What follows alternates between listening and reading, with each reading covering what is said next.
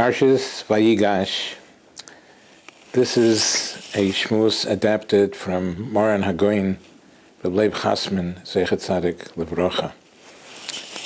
Reb Leib Chasman, when he writes this shmuz, he says he wants to present us with a ha'ora neroa, which is pilei ployim, which means an incredible observation on the pasuk.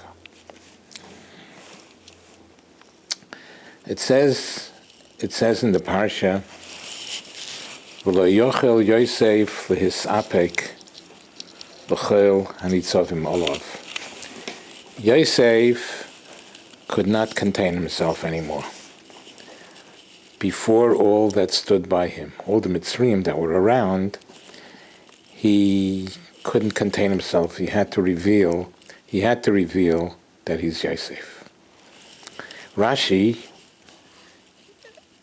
says that it doesn't just say Lo yochel Yosef lehisapek. He couldn't contain himself anymore because he had to give it out already. He had to reveal it. It doesn't say that. It says Lo yochel Yosef lehisapek. Yosef couldn't contain himself l'choil hanitzavim olav, before all them that stood by him. So Rashi explains, all the people around, all the Mitzrayim were around, he couldn't, Lo yochel lisbel sheyiyu Mitzrayim nitzavim olav. He couldn't contain himself. He couldn't reveal himself that the Egyptians standing there should hear she'echav mizbaishin bihivodai lohem. He couldn't contain himself. He couldn't control himself to embarrass his brothers in front of the Mitzrayim. The embarrassment would be so much more if the Egyptians were standing there and saying, and Yosef would reveal himself that he is the one that these brothers sold as a slave. So that's what it says in Rashi. In order that they shouldn't hear the Egyptian, he had to wait. He had Vayikra hitziu kol ish me'olai. He asked that everybody please leave. He wants to be alone with his brothers. The Medrash says that in the Medrash Rabbah, Omar Rabbi Choma bar Chanina. Rabbi Choma bar Chanina said, Loi osa Yosef kishura. Yosef did not do the proper thing. To ask everybody to leave, and he would be alone with his brothers. She'ilu boad boy echad mehem. If one of them would have hurt, he kicked him, would have hit him. Miyad meis, he would have died immediately. So Rabbi Chama bar Chanina criticizes Yosef HaTzadik that he didn't do the right thing. You see from here, it's implied here clearly that there was a fear, there was a possibility that the brothers would kill him. Nevertheless, in order to save them from embarrassment, he asked everybody to leave. He put his own life in sakona, in danger, in order not to embarrass his brothers. Incredible. This is incredible. The question is, Gewalt, how much must one do, how far must one go in order not to embarrass others? What was Yosef about to lose here?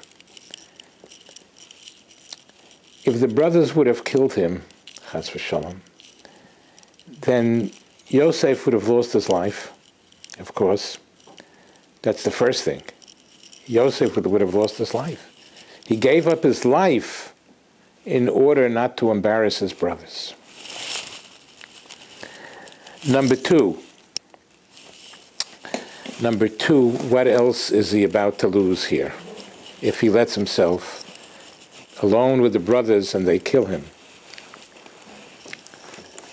What was Yosef's dreams and aspirations at this time of his life? He wanted so much that his father, Yaakov Avinu, should be able to see him alive. 22 years they were not together, 22 years. And now the moment is coming soon where Yosef would be able to reveal himself to his father. And his father would have that nachas. His father would have that nachas that Yosef is still alive. He's the ruler over all of Egypt. That pleasure that he wanted to give to his father, and that he himself wanted to see his father, would all be gone if Yosef would not be alive. Thirdly, look what he has to lose. The whole shalsheles, the whole chain, the whole holy chain of Avram, Yitzchak, and Yaakov, who were trying to spread Emunah B'Shem in the world. And Yosef was the progenitor. He was the one that learned all the Torah from Yaakov Avinu and Shem Ve'eva. It was going to be Avram, Yitzchak, Yaakov, and Yosef. And if he would die, if he would give up his life now, that all would be gone. All the work of Avram, Yitzchak, and Yaakov would be gone. How much must one give up?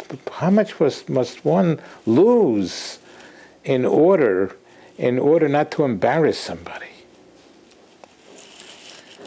But we see from here that it's even kedai, it's even worthwhile, and it's even the obligation of a Jew, no matter how far-reaching the consequences would be, no matter how much he's going to lose, the terrible, terrible sin of embarrassing somebody. Yosef HaTzadik was willing to give away his life not to embarrass his brothers. Yosef was willing to give away his life to forego that his father, his holy father Yaakov Avinu, should be able to have the pleasure of seeing him, and he should have the pleasure of seeing his father. He's willing to give up all that. He was willing to give up the shalsheles, the golden chain of Avram, Yitzchak, and Yaakov. He was willing to give it all up and put a halt to it, put a stop to it, in order not to embarrass a human being, not to embarrass his brothers. Shem should help us. We should understand to embarrass somebody is a sin of major proportion, and we must go far out and do even things that are so difficult to part with in order not to embarrass another Jew, another person. We should be zeicha to understand the meaning of Bein Adam L'Chaveroi, and in that schus will be zeicha to haramas keren HaTorah, u'bias goyel tzedek b'mheira v'yameinu. Amen.